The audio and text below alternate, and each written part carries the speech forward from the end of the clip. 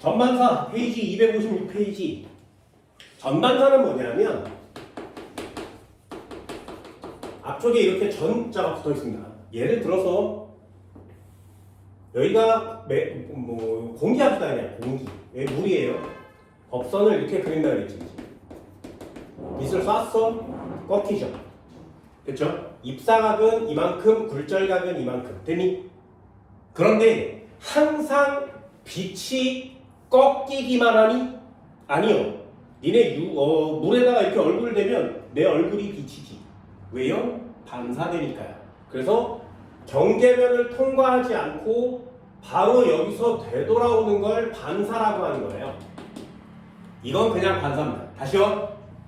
전반사와 그냥 반사의 차이는 뭐냐? 그냥 반사는 공기에서 왔던 빛이 매질 다른 쪽으로 가지 않고 경계면에 맞고 다시 공기로 나오는 걸 그냥 반사라고 해요.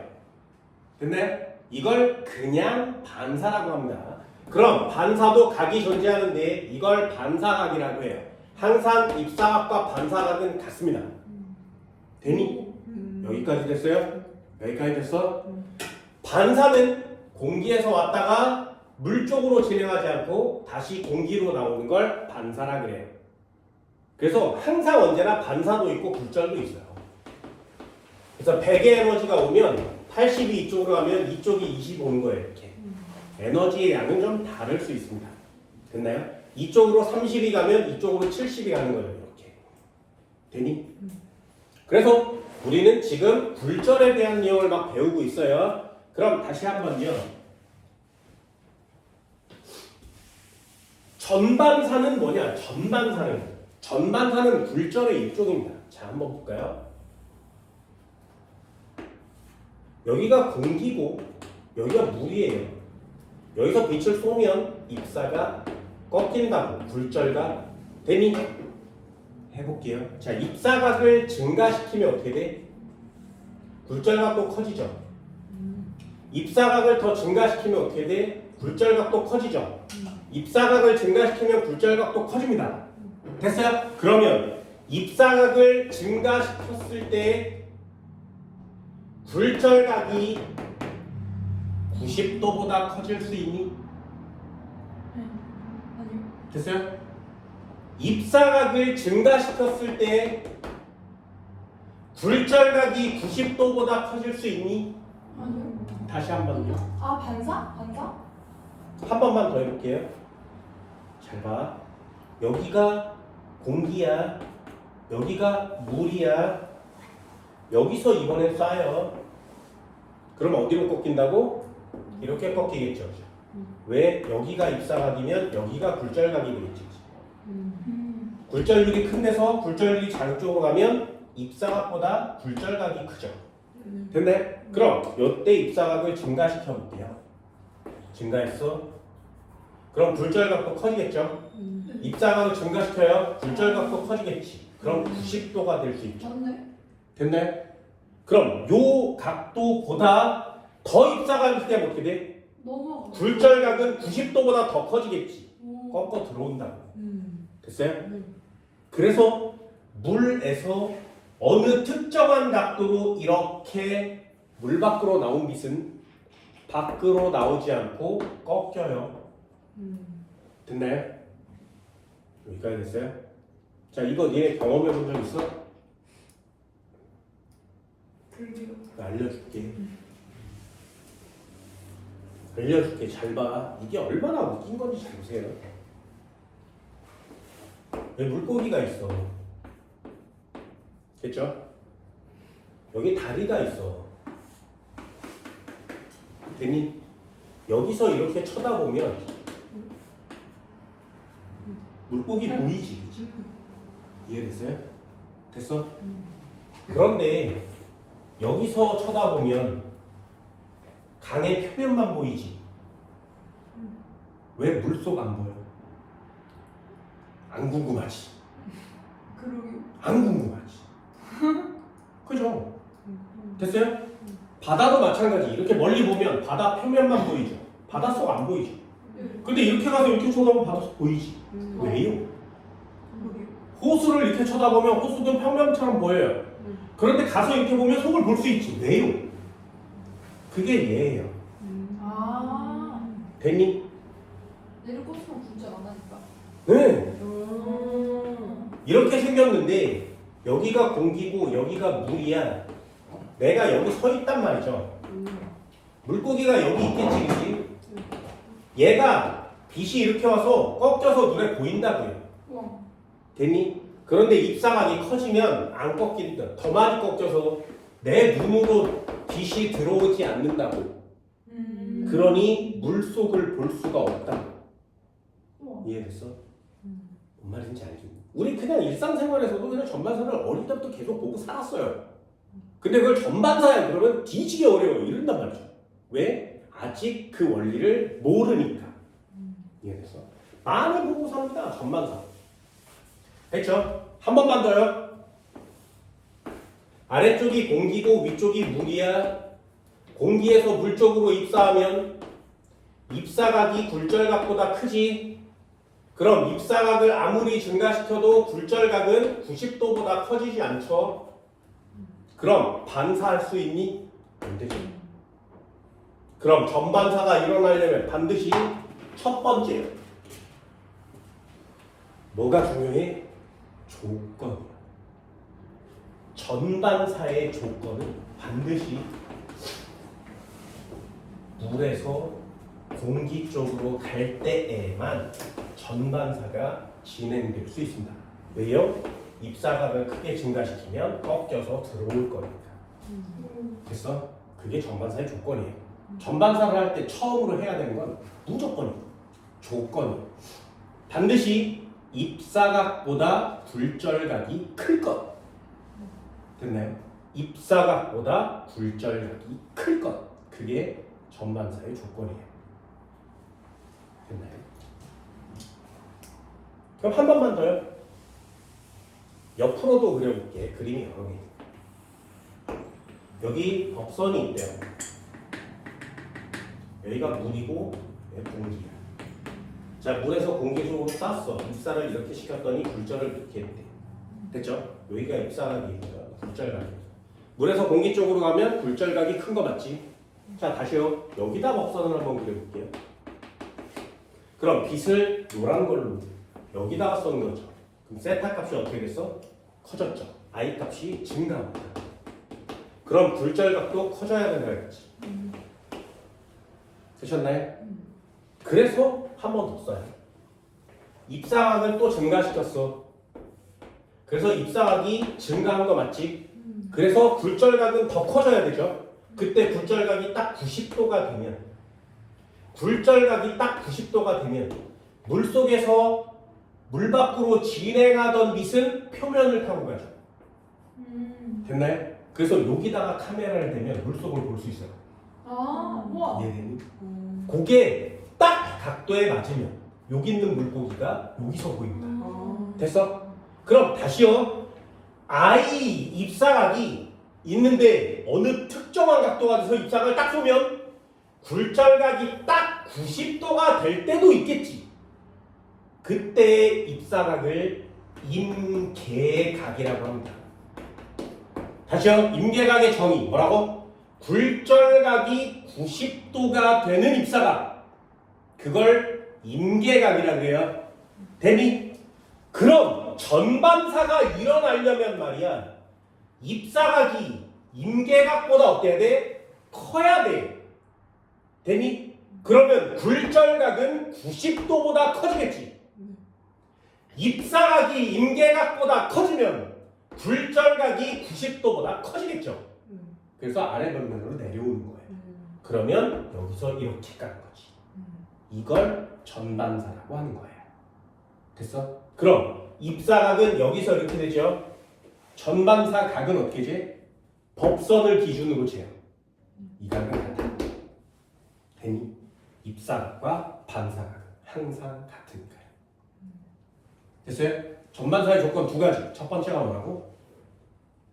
굴절각이 클 것. 두 번째가 뭐라고?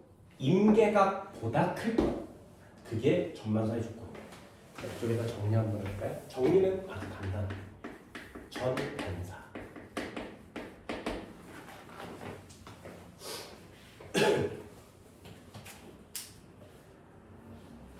얘는 굴절하지 않고 전부 다 반사하는 걸 전반사라고 해요. 그래서 이름이 전반사예요. 전반사. 항상 얘도 반사니까 입사각과 굴절각은 반사각은 같아요. 반사는 항상 똑같습니다. 입사각과 반사각은 같아요. 자, 그럼 해야 되는 거 딱 하나만. 전반사가 일어날 수 있는 조건 두 가지. 됐나요? 요거만 꼭 별표 치고 외우세요. 전반사는 이 녀석만 하는 거예요. 자, 첫 번째 조건이 뭐라고? 입사각보다 굴절각이 클 것. 되니? 입사각보다 굴절각이 클 것. 돼서 그럼 입사각보다 굴절각이 크다는 얘기는 어디에서 어디로 가야 돼? 물에서 공기 쪽으로 가야 되죠. 그럼 둘 중에 누가 더 빠른 매질? 공기가 빠른 매질. 그래서 쓰는 거예요. 요거만 쓰면 너무 어렵습니다. 풍력이 느린 매질에서 빠른 매질 쪽으로 진행해야 돼요.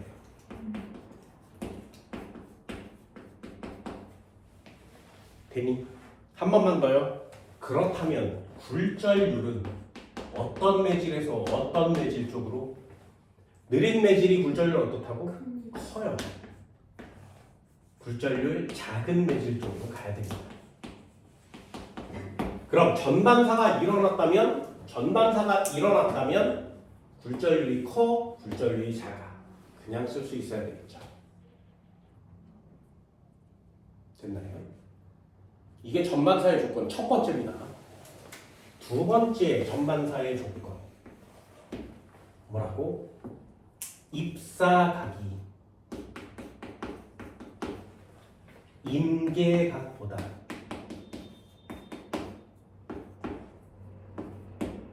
클 것. 입사각이 임계각보다 클 것. 임계각은 뭐라고 쓰냐면 요 뒤에 IC라고 씁니다. IC. 요걸 임계각이라고 해요. 입사각은 임계각보다 커야 전반사가 일어납니다. 임계각 경위를 내려줘야 되겠죠. 뭐라고? 굴절각이 딱 90도가 됐을 때의 입사각. 굴절각이 딱 90도가 되는 입사각. 그걸 임계각이라고 합니다. 굴절각이 딱 90도가 되는 입사각. 그걸 임계각이라고 해요. 그거보다 크면, 입사각이 크면 굴절각이 90도보다 커지겠죠. 그럼 안쪽으로 모두 다 들어와서 전반사를 보는 겁니다.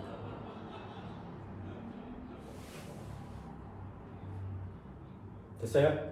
여기까지 할 수 있겠어요? 자, EX.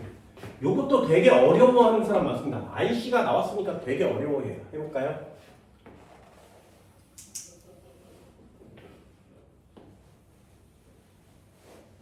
법선 매질 1번 매질 2번. 전반사가 좀 어려워 보이는 이유는 아래에서 위쪽으로 쏘는 경우가 좀 많아서 그래요. 아니에요. 그거 헷갈리면 안 돼. 써볼까요?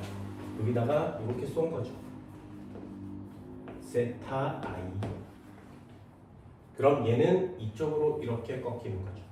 여기가 I. 자, I보다 R이 크지.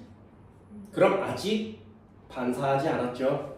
이걸 굴절이라고 하는 거예요. 그럼 이 상황을 보더라도 N1번과 N2번 중에 누가 커? 누가 크다고? 입사각이 굴절각이. 누가 굴절률이 커야 되니? 두 번째가 큰 거죠. 얘가 커요. 자, 첫 번째 조건을 찾아냈죠. 그럼 두 번째, I 값을 증가시키면 R 값은 어떻게 된다고? 따라 증가한다. 됐나요? 그래서 I 값을 증가시켜 봤더니 R 값도 따라 증가해서 90도가 딱 된 거예요. 이렇게 노란색으로. 그럼 요때의 입사각을 뭐라고 한다고? 임계각이라고 한다. 됐나요? 그럼 세타 값을 임계각보다 더 크게 만들면 넘어가요. 얘가 90도보다 더 커지겠죠.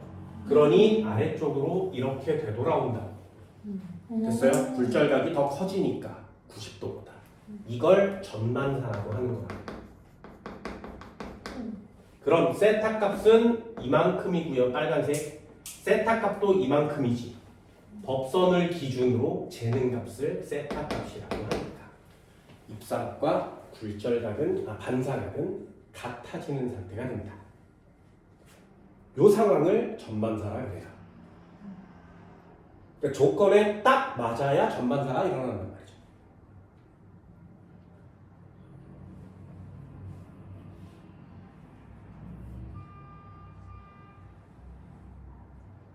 되니? 한 번만 더 해봅시다. EX.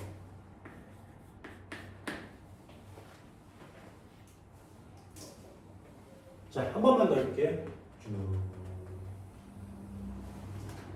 매질 1, 매질 2. 요거 어려워하는 애들 많다 그랬어. 어려워하는 애들 많다 그랬습니다.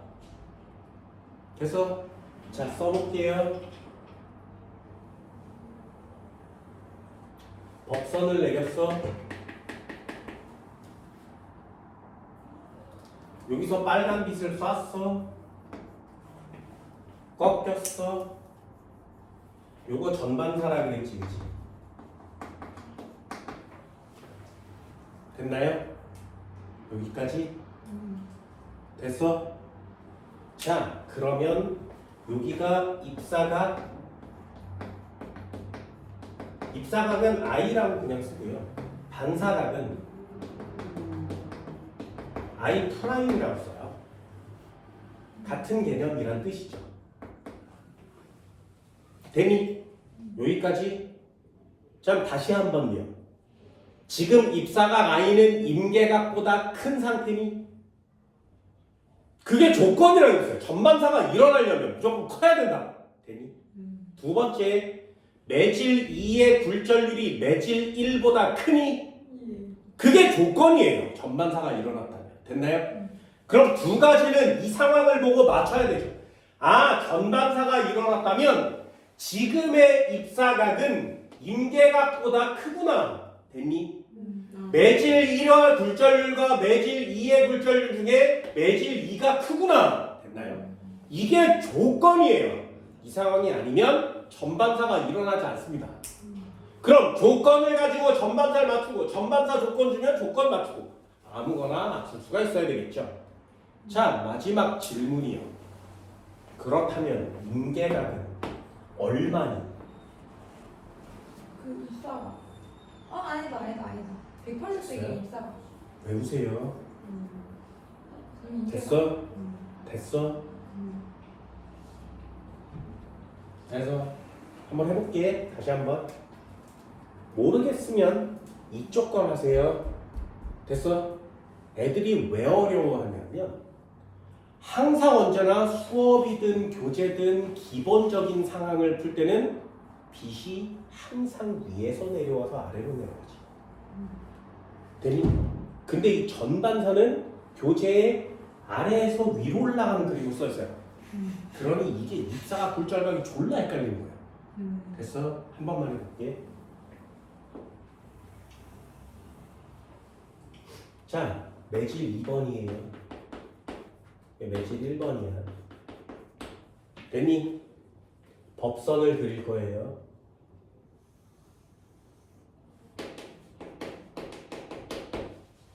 전반사가 일어날 거야.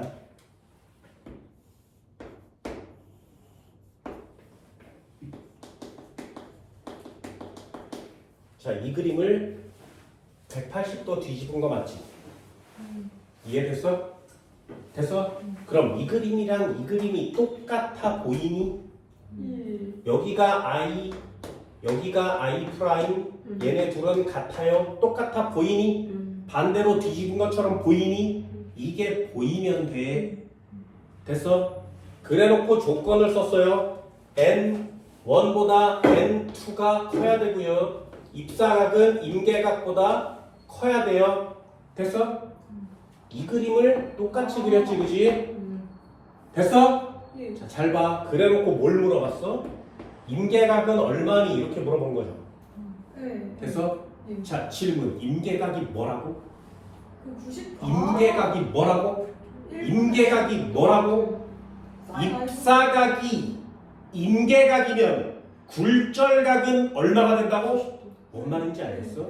그럼 임계각을 다시 한번 그려보면 요렇게 그리면 요렇게 가야 되죠. 여기가 임계각이면 여기가 굴절각이 되는 거 맞지? 됐어? 여기다가 쓸 거예요. 뭐라고?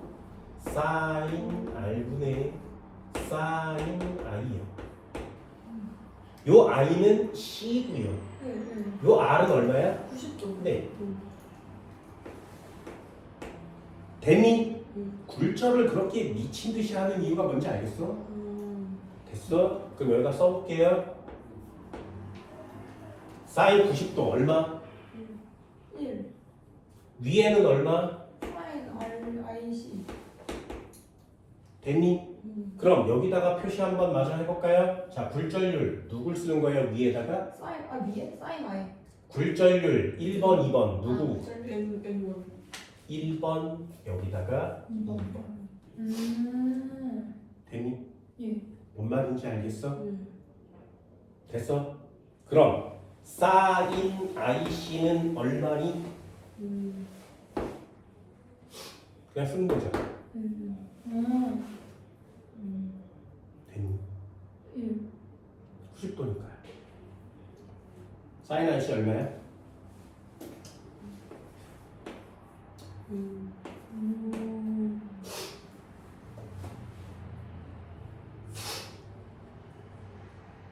됐어? 여기까지. 자, 또 한 번 해볼게요. 매질 2번이 물이야. 매질 1번이 공기야. 됐니? 그럼 매질 1번의 굴절률이 공기가 될 거고요. 얘가 물이 되겠지, 그치? 네. 됐니? 그럼 아까부터 계속 하고 있어요. 만약에 공기의 굴절률이 1이라면 이 값은 어떻게 표시돼? N2분의 얼마? 됐어? 이게 니네 책에 나와 있는 공식이죠. 페이지 256페이지. 전방사 아래쪽에 보면 그림 아래쪽에 보면 네모 박스가 있어요. 사인 90도분의 사인 IC는 N분의 1. 사인 IC는 N분의 1. N분의 1이 무슨 뜻이야? 공기의 굴절률이 1이라면 매질의 굴절률이 N2라면 매질의 굴절률분의 1 이렇게 쓰는 거 맞죠? 됐어요? 그게 IC 값이에요. 아래쪽에 보면 일반적으로 빛의 굴절률 N1, N2라고 나와 있으면 뭐라고 쓴다고? 사인 IC는 N1분의 N2. 니네 교재엔 그렇게 써 있는 거 맞지? 근데 나는 여기에 보면 N2분의 N1 이렇게 써 있는 거 맞죠? 선생님 1과 2가 왜 뒤집어져 있어요? 얘는 N1과 N2가 N1이 더 크다고 돼 있잖아. 문제 보여? 니네 책에 사인 IC는 N1, N2, N1분의 N2 이렇게 써 있다고요. 그럼 선생님, 네가 설명할 때는 N2분의 N1이고 왜 교재에는 N1분의 N2라고 써 있니? 뭘 질문하는 건지 알겠어? 그럼 니네는 어디다 밑줄을 그어야 된다고? 이 일반적으로 빛이 굴절률 N1인 매질에서 굴절률 N2인 매질로 치면 그 다음 밑줄이요. N1보다 N2가 크다고 표시되어 있잖아 여기는. 됐니? N1이 작잖아요. 뭔 말인지 알겠어? 그래서 이걸 책과 설명이 왜 다르니 선생아 뭐 이런 식으로 설명하는 애들이 너무 많아요. 됐니? 그래서 나는 아예 뭐라고 쓰냐면 여기다 써 그냥 사인 IC는 굴절률 큰 거에서 굴절률 작은 거예요. 아.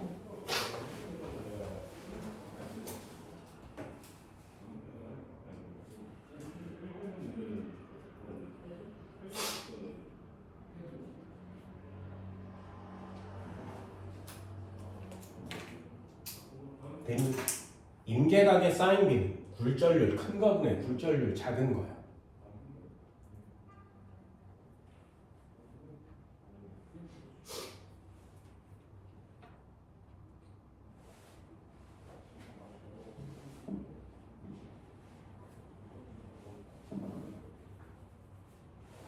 됐어? 여기까지? 잘 됐어? 잘 됐어? 자 이제 시험 문제를 하나씩 해보도록 합시다. 이게 얼마나 쉬운지 잘 보세요. EX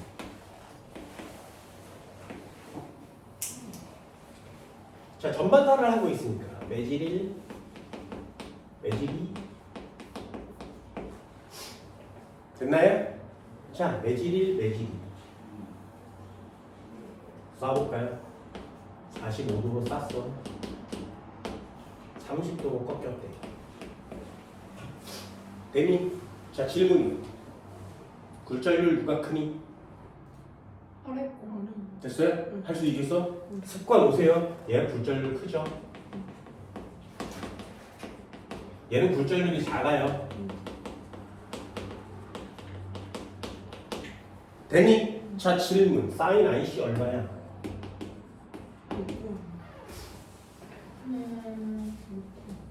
됐어? 사인 IC 얼마야? 그냥 2분의 1분의 2. 없어요. 진짜요? 왜요? 됐어? 무슨 아, 뜻인지 안 알겠어? 크네? 안 크네? 무슨 뜻인지 알겠어? 네네네. 됐어요? 어떤 느낌인지 알겠어? 자 이제 이 녀석을 보고 이 녀석은 IC가 있을 수 없구나.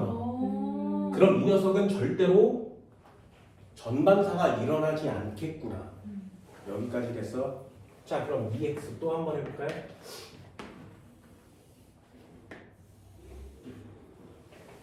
매질 1, 매질 2 쐈어 꺾였대. 여기가 45도 여기가 60도요. 됐니? 됐어? 그럼 사인 IC는 얼마일까요? 됐니? 네. 자 그러면 굴절률이 매질 1, 매질 2 누가 크다고? 또 2분의 1. 이 녀석이 굴절률이 크죠? 얘가 굴절률이 작지. 굴절률이 커, 굴절률이 작아. 여기까지 됐어요? 그럼 사인 IC는 어떻게 구한다고? 그냥요. 큰 거분의 작은 거요. 됐어? 큰 거분의 작은 거. 이해되니? 그럼 값이 두 가지야. 2분의 루트 2가 나올 거고요. 사인 60도니까 2분의 루트 3이 나오겠지. 값은 누가 커? 얘가 크지 않겠니? 그럼 그거 밑에다 쓰는 거야. 됐니? 그냥 이렇게 쓰는 겁니다. 됐어요? 그래서 이거 되게 좋아. 그냥 한 방에 문제 풀 수 있어요. 사인 임계각은 큰 거분의 작은 거. 무조건 큰 거분의 작은 거. 돼서 저거 굉장히 좋습니다. 니네 책에 그냥 써주세요. 큰 거분의 작은 거.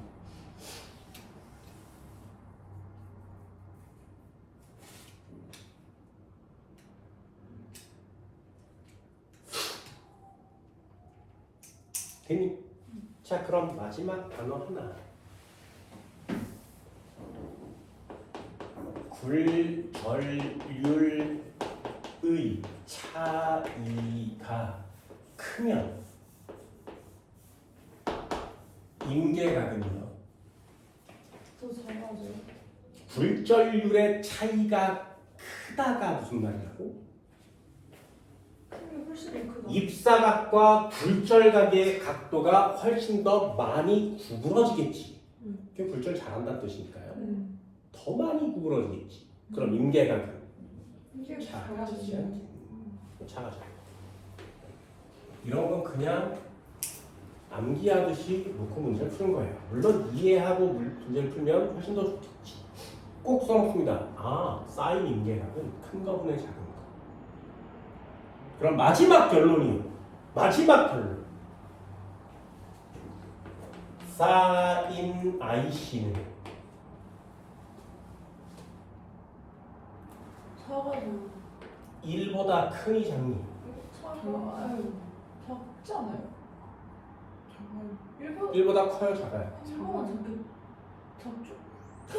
작는데? 작지 않아요? 작을 텐데? 1 넘으려면 90 넘어야 되는데 90 넘어서 하면 그건 더 이상. 되게 웃기죠. 최대값이 1인데 예. 사인 값이 어떻게 1보다 크거나 같을 수가 있니? 예. 말도 안 되지. 예. 무조건 작다고요. 됐어요? 자, 다시 한번. 이제 안 외워도 되지. 아싸. 왜요? 1보다 작아야지. 레알이네. 아 뭐야? 진짜? 뭔 말인지 알겠니? 당연한 거 아니야? 진짜. 큰 거분의 작은 게 1보다 작은 게 당연한 거 아니야? 아 뭐야? 야, 당연한 거 아니냐?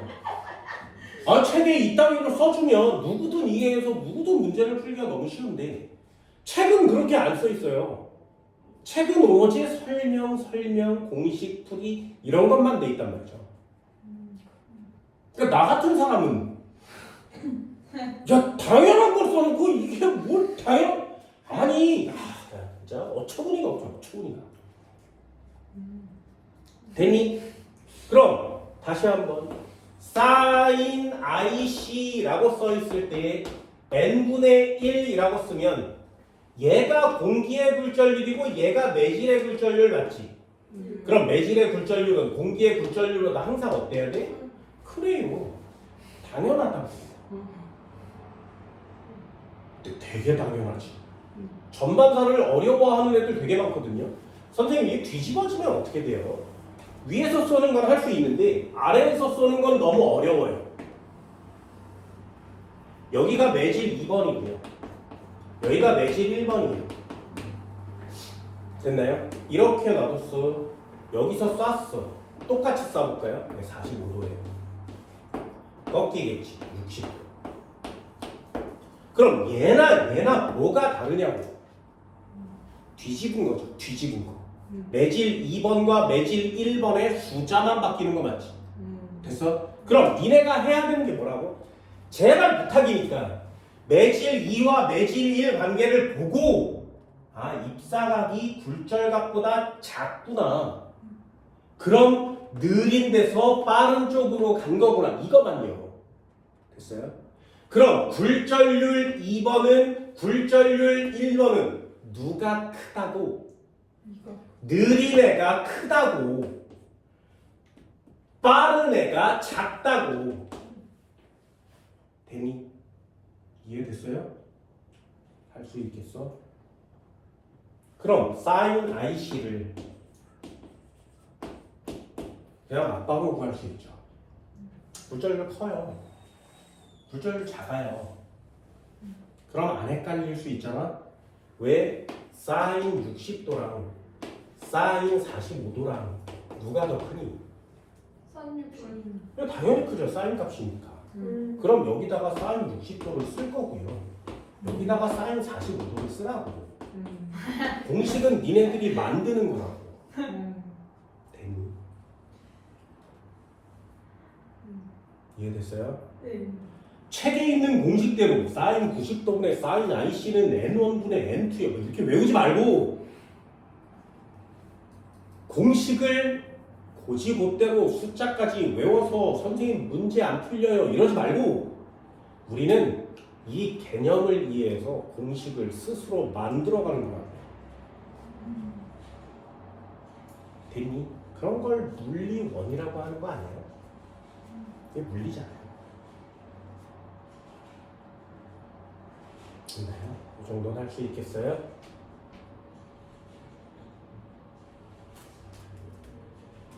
전반사 되게 내용이 별로 없어. 조건은 반드시 외우시고요. 전반사가 일어날 때 구해야 되는 게 뭐라고? 굴절률 관계를 가지고 IC를 구하는 거예요.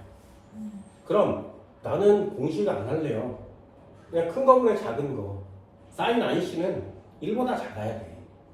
그럼 밑에다 큰 거 넣어야 되는 거 맞지, 그지? 네. 굴절률 큰 애 밑에다가 굴절률 작은 애 위에다가. 되니? 굴절률이 안 나와 있고 세타라고 나와 있으면 그냥 세타 값을 구해서 큰 거 분모에다가 작은 거 분자에다 넣으면 되죠. 되니?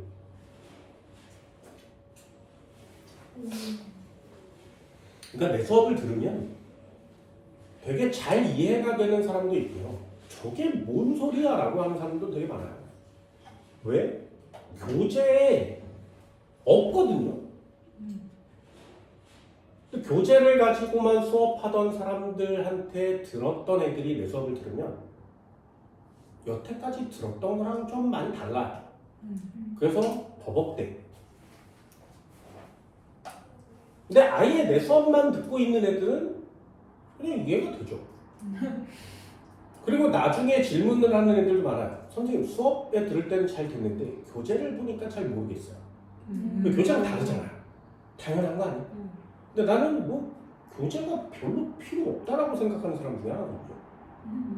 교재를 사는 이유는 학원을 안 다니는 애가 혼자 공부할 때 교재가 필요한 거잖아요. 근데 학원을 다닐 때 교재가 필요한 이유는 딱 하나예요. 문제 풀라고.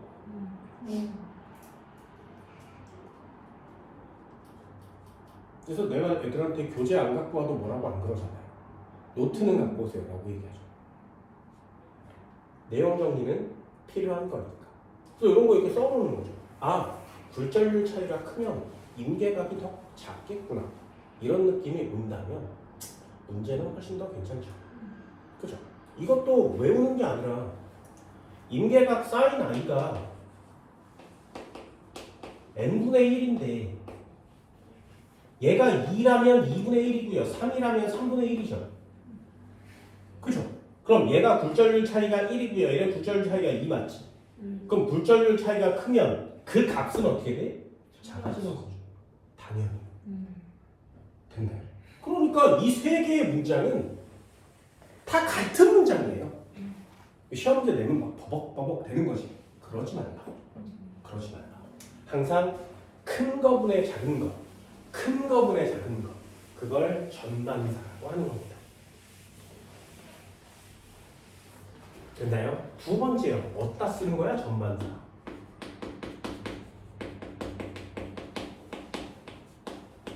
전반사를 이용하는 경우는 되게 많지만 시험 문제에 나오는 경우는 딱 두 종류가 있습니다. 그게 광섬유랑 프리즘이에요. 됐나요? 두 가지는 설명해 줄게. 첫 번째, 광섬유. 광섬유는 뭐냐? 굴절률이 다른 유리예요. 굴절률이 다른 유리를 사용하는 거예요. 니네 유리가 빛이 반사되겠니? 투과하겠니? 투과하죠. 그러니까 유리창으로 만드는 거 아니에요? 반사하는 건 거울이잖아요. 그 유리창은 저 바깥에 있는 애가 보인단 말이죠. 되니? 그런데 유리를 어떻게 만든 거야? 이렇게 커다란 유리관을 만들어 놓은 거예요. 그럼 여기다 빛을 쏘면 빛이 나간단 말이죠. 이렇게. 됐니? 그런데 요 안에다가 또 다른 유리를 만들어 놓은 거예요. 됐나요? 그래서 유리가 총 두 겹이에요. 요 안에 있는 유리를 속유리라고 하고요. 바깥에 둘러싸고 있는 유리를 겉유리라고 합니다. 속유리를 다른 말로 코어라고 하고요. 겉유리를 클레딩이라 해요. 됐지?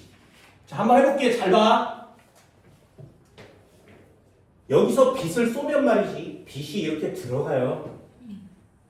그래서 여기 경계면에 맞겠지. 되니? 그럼 경계면에 법선을 내리면 이게 법선이잖아요. 그런데 건유리와 속유리의 굴절률이 어떻다고? 다르다고. 그래서 여기 맞은 빛이 유리 성질상 밖으로 나가야 되는데 나가지 않고 다시 꺾이는 거야 이렇게. 됐니? 그러면 이쪽에 또 속유리, 여기가 건유리니까 매질이 달라졌지. 여기 맞았는데 여기가 법선이니까 나가서 굴절해야 돼요. 그런데 꺾이는 거죠. 그럼 빛을 쏘면 말이야, 이 속유리의 빛이 전반사에서 먼 곳까지 전달할 수 있는 거죠. 이게 니네들이 사용하는 랜선이에요. 됐니? 그럼 파란 빛은, 노란 빛이, 빨간 빛을 쏘면 어떻게 돼? 빨간 빛도 이렇게 가요. 파란 빛을 쏘면 어떻게 돼? 파란 빛도 이렇게 가요. 됐니? 그럼 광섬유 하나만 있으면 파장이 다른 빛을 쏘잖아요. 그럼 파장이 다른 빛을 얼마든지 보낼 수 있어. 이게 광섬유야. 예전에는 광섬유가 나오기 전에 뭘 썼어? 구리 도선을 썼어. 그래서 이쪽에다 전화기를 매달면, 이 끝에다 전화기를 매달아서 이 사람이 얘기를 하면 구리 도선을 타고 이렇게 전달됐어요. 한 회선에 한 가닥씩 연결해야 돼. 그럼 마을이 10만 가닥이 10만 집이 살면 전화기가 10만 개가 있겠지. 그럼 이 구리선이 몇만 개가 있어야 돼? 10만 개가. 그래서 이 전화선을 땅 속에다 묻었어. 10만 가닥이면 1m 정도가 됩니다. 지름 전선이. 근데 우리 집이 쥐가 갉아먹어서 끊어졌어. 그럼 어떻게 해? 못해. 땅을 다시 다 파. 그리고 1m 되는 전선을 들어 올려. 그리고 그 중에 이 가닥을 찾아. 그리고 다시 이어. 미쳤지. 근데 그걸 광섬유 한 가닥이 해줘요. 됐어? 이게 광섬유 한 가닥이야. 광섬유는 전반사를 이용한 가장 획기적인 물질 중에 하나입니다. 만약에 광섬유가 발명이 되지 않았다면 니네는 인터넷이고 와이파이고 아직 쓸 수가 없어요. 속도가 더럽게 느릴 테니까. 그래서 예전에 전화선을 모뎀으로 사용할 때는 전화를 하고 있으면 인터넷이 안 됐어요. 왜? 이 선과 전화선이 똑같으니까. 광섬유 장난 아니죠. 장난 아니죠. 반드시 꼭 체크하세요. 전반사를 이용한 예 그러면 반드시 광섬유를 써옵니다. 첫 번째, 두 번째.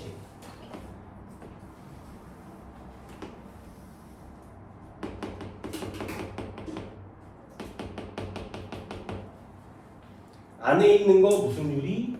속유리. 밖에 있는 거 겉유리. 됐죠? 그래서 빛을 여기다 쏘잖아요. 그럼 얘는 그냥 이렇게 지나가요. 그래서 유리를 광선을 보면 투명하게 생겼어.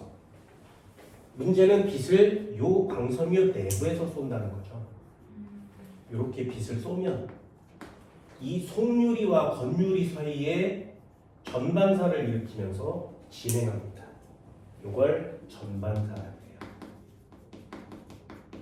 속유리와 겉유리 사이에서 전반사를 일으킵니다. 됐니? 그럼 이것도 한번 해볼까? 여기다가 법선을 내리면 여기가 입사각이겠죠. 됐지? 여기가 입사각입니다. 그럼 입사각이 어때야 된다고? 임계각보다 커야 되지. 그럼 이 빛이 이렇게 오면 입사각이 작아진 거죠. 네. 이렇게 누울수록 입사각이 커지겠지. 그럼 입사각을 크게 만들려면 저 광섬유를 어떻게 만드는데? 가느다랗게 만드는 거야. 됐니? 얘를 가늘게 만들면 요 안으로 들어가서 통과하는 빛의 입사각은 저절로 커지지. 그러니 밖으로 절대로 못 나오는 거예요. 됐니? 그럼 마지막 질문. 전반사가 일어났어요. 전반사의 조건이 뭐라고? 굴절률이 어떤 데서 어떤 데로 가? 큰 데에서 작은 쪽으로요. 됐나요? 그럼 속유리와 겉유리 중에 굴절률은 누가 커?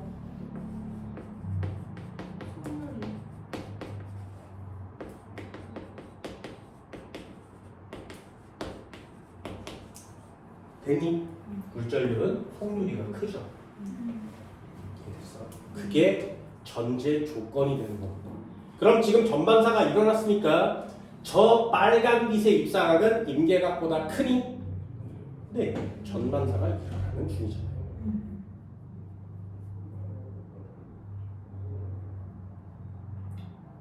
됐나요? 간단하게 외우라고 그랬어요. 나한테 수업 배우는 애들은 이거 틀리지 않습니다. 속률이 이름을 코어라고 하거든요. 굴절률 코어. 굴절률 코어. 크다고요. 굴절률 코어. 크다고요. 굴절률 코어. 코어. 됐어? 네, 당연하잖아요. 당연하지 않겠니? 굴절률 코어. 코어. 그거야. 굴절률 코어. 끝. 됐어요? 세상을 바꿔놓은 발명품이에요. 세상을 바꿔놨습니다. 한 번만 더 해볼까? 두 번째. 그 녀석을 잔망경이라고 합니다. 이 잔망경이 뭔지 알아? 잠수함이 이렇게 있잖아요. 바다가 이렇게 있잖아. 그럼 잠수함에서 이렇게 내려서 이렇게 쳐다보는 거겠죠? 잔망경이라고 합니다. 우와. 되니? 잔망경 어떻게 생겼어? 이렇게 통로로 생겼어. 이렇게. 그래서 여기 있는 물체를 여기서 보는 거죠. 그럼 여기와 여기에 뭔가가 설치가 돼서 이 빛이 와서 꺾여서 이렇게 와서 얘가 볼 수 있는 거지. 이해됐나요? 그래서 담벼락이 이렇게 있으면 이렇게 보면 이렇게 해서 얘를 볼 수 있는 거예요. 그럼 여기에 뭘 설치하면 되겠니? 거울? 네, 거울을 설치하면 돼요. 그래서 거울을 설치해. 어떻게? 이렇게 생겼는데 여기 사람이 있었어. 나는 여기서 보고 싶어. 그럼 빛이 이렇게 들어오다가 일로 꺾여야 되지. 그럼 거울을 사용해서 이 새끼를 반사시키면 되죠. 됐나요? 그럼 거울의 경계면이 여기니까 법선을 이렇게 내리면 입사각, 굴절각이 같아서 꺾이지. 그럼 거울을 딱 45도로 설치하면 입사각 45도, 굴절각 45도, 각도는 90도. 됐어? 그럼 꺾이겠죠. 그럼 빛이 이렇게 내려올 거야. 그럼 여기다가도 거울을 이렇게 설치하면 되겠죠. 그러면 얘가 이쪽으로 이렇게 갈 거 아니니? 됐나요? 그럼 거울을 설치하면 되잖아. 그래요. 이해됐어? 예. 그럼 거울을 이렇게 설치하잖아요. 그러면 거울의 가장 큰 단점. 잘 부서져요. 왜? 진짜요? 오. 그래서 뭘 설치해?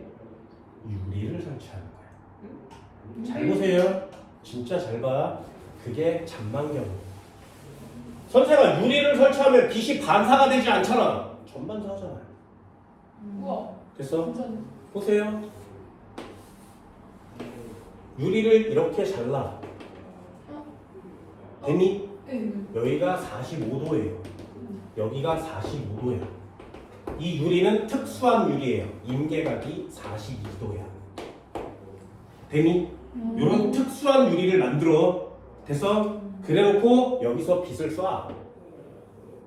빛이 쏴지면 여기가 유리와 공기의 경계면 맞지? 네. 법선이 어떻게 돼? 이렇게 생긴 게 법선이죠. 그럼 법선에 일직선으로 같이 나란하게 들어오면 굴절한다고 안 한다고? 네. 안 한다고. 그래서 가요. 여기에 맞겠지. 여기에 맞았어. 그러면 이번에는 여기가 경계면이지.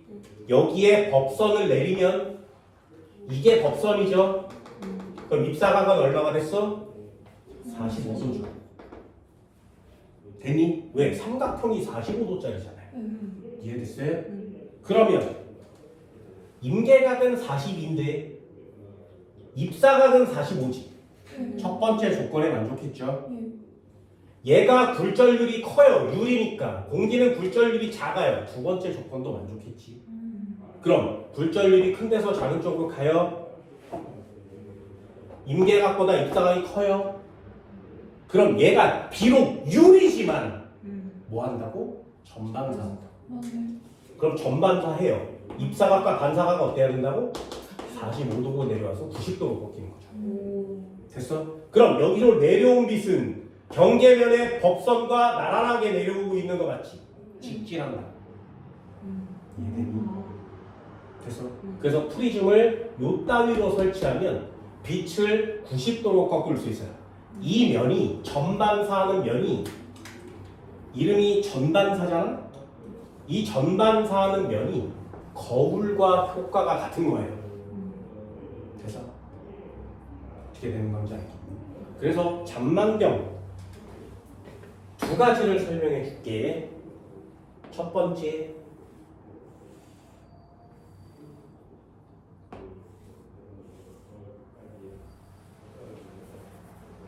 빛이 여기서 들어오면 빛은 이쪽으로 나가야 되죠. 그래서 잘 볼 수 있지, 그지? 네. 자, 두 번째요.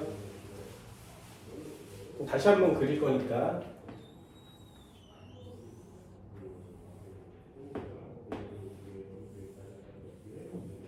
빛이 이쪽으로 들어오면 빛은 이쪽으로 나가겠지, 그지? 자, 얘는 거울을 사용해 봅시다. 얘는 유리를 사용해 볼게요. 거울을 사용하면 그냥 반사라고 이름 짓고요. 유리를 사용하면 전반사라고 이름 짓습니다. 되니? 반사는 그냥 반사고요. 전반사는 굴절의 현상이에요. 그럼 거울을 어떻게 설치하면 빛을 꺾을 수 있겠니? 여기다가 이렇게 설치하면 되죠. 됐지? 그럼 거울에 이렇게 설치하면 빛이 들어와서 맞고 반사될 거 아니겠니? 그럼 여기다가는 거울을 어떻게 설치하면 돼? 똑같이 이렇게 설치하면 맞고 이쪽으로 오겠죠. 됐니? 거울면을 어떻게 만들어야 되는지 알겠어? 그럼 질문이요. 유리면은 어떻게 만들까요? 됐니? 유리면 거울을 이렇게 설치하니, 유리를 이렇게 설치하니, 그렇지 않아요? 아니면 이렇게 설치하니. 됐어? 오른쪽 같은데. 뭐라고? 아니다, 오른쪽이다.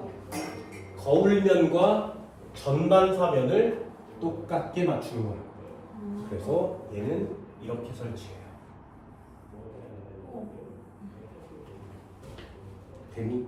그럼 전반사가 어떻게 일어나는 거야? 노란색으로 와서 투과하고 여기 맞고 전반사가 진행되는 거죠. 얘는 전반사가 일어나야 되는 거야. 그래서 거울, 유리면을 이렇게 설치하는 거야.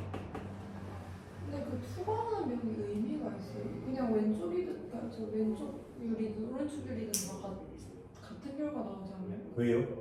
얘는 이렇게 들어가죠. 그럼 얘 경계면이지, 법선이지, 네. 입사각이 이만큼이지, 굴절가 크죠. 얘는 반사가 일어나지 않죠. 반드시 직진해서 들어간다. 경계면에서 들어가죠. 네. 아, 네. 그럼 얘는 어떻게 해? 거울면과 똑같이 네. 하되 처음엔 직진, 전반사면은 뒤쪽에. 아. 그러면 얘가 이렇게 와서 맞고 전반사가 뒤쪽에서 진행해요. 그러면 이렇게 유리를 설치하는 거죠. 됩니다. 여기서 전반사가 진행되는 거죠.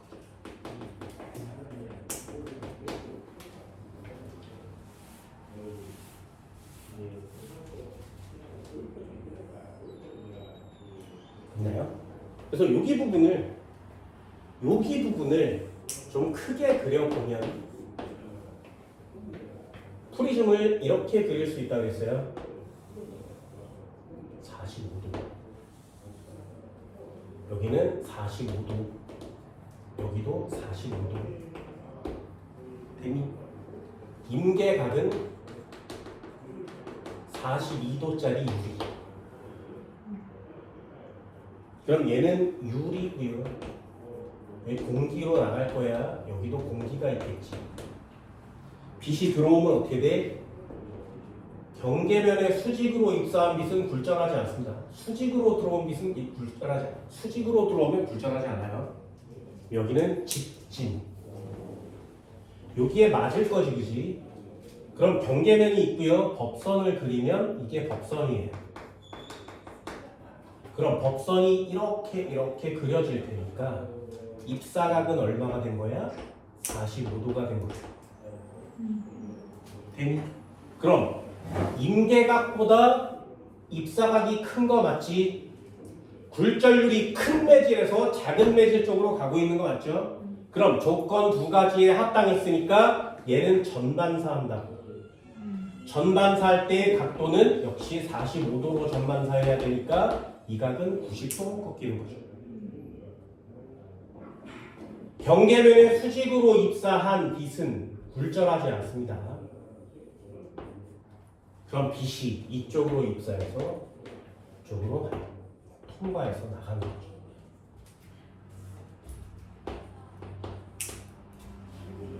이걸 전반사라고 합니다. 유리로 거울의 효과를 낼 수 있는 거죠.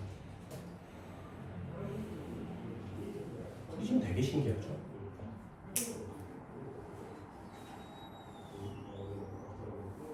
이해됐어요? 그 얘가 또 있어. 다이아. 이것도 설명해 드린 적 있습니다. 다이아가 이렇게 생겼거든요. 이렇게 생겼어요. 다이아 몇 면체? 다이아 몇 면체? 정해져 있어. 64면체예요. 돌이 있다만 하면 얘를 깎아서 64면체로 정교하게 각도 세팅을 해야 돼. 왜요? 이걸 하는 사람이 지구상에 몇 명 안 돼요. 그래서 우와. 다이아가 비싼 거예요. 원석 대비 진짜 보석은 나오기가 어려우니까. 다이아 왜 비싸? 깎는 게 힘들어서. 왜 비싸? 이 64면체를 만들 때 말이지 완전 정교하게 만들어야 돼요. 완전 정교하게. 이게 각이 조금이라도 삐뚤어지면 안 돼. 우와. 이걸 완벽하게 세팅을 해야 돼요. 그래서 진짜 다이아가 비싼 거 맞지. 그리고 가짜나 싸구리 다이아가 있을 수 있지. 그걸 검사할 때 어떻게 하냐면 불을 꺼요. 아. 깜깜한데. 또는 이 밑에다가 검정색 천을 깔아. 됐니? 그리고 이 안에다가 아무 데서나 빗을 집어넣어요. 그럼 이 빗이 어떤 면에 맞아도 전반사예요. 어떤 면에 맞아도 전반사예요. 그래서 이 안으로 한번 들어간 빗은 나오지 않아. 우와. 됐니? 어느 쪽에서 빗을 쏴도 여기서 전반사예요. 만약에 이게 전반사를 하다가 나와서 여기에 빗이 반짝거리잖아? 가짜야. 싸구리야. 뭔 말인지 알겠니? 그럼 어느 방향에서 빛이 들어와도 전반사해야 되죠. 이 각도를 모든 계산해야 되지. 다이아마다 굴절률이 조금씩 다를 수 있으니 이걸 전부 다 계산해서 깎는 거야. 그러니 이렇게 보고 있으면 이 다이아 안에 빛이 반짝반짝거리는 거죠. 그래서 보석 중에 유일하게 반짝거리는 보석이에요. 돌멩인데 반짝거림이 얼마나 귀하겠니? 전반사라고 합니다. 이런 걸 이렇게 배우다 보면 우리가 일상생활에서 전반사를 꽤 많이 접하고 있구나라는 것들도 알 수 있고요. 아까 얘기한 것처럼 이제 얘기할 수 있겠지. 강물을 멀리 보면 강물 속에 안 보여. 왜? 전반사하고 있으니까. 이제 모든 게 완성됐죠? 되셨나요? 여기까지가 너네가 배워야 되는 전반사입니다. 됐죠? 오늘 수업 여기까지 할 거예요.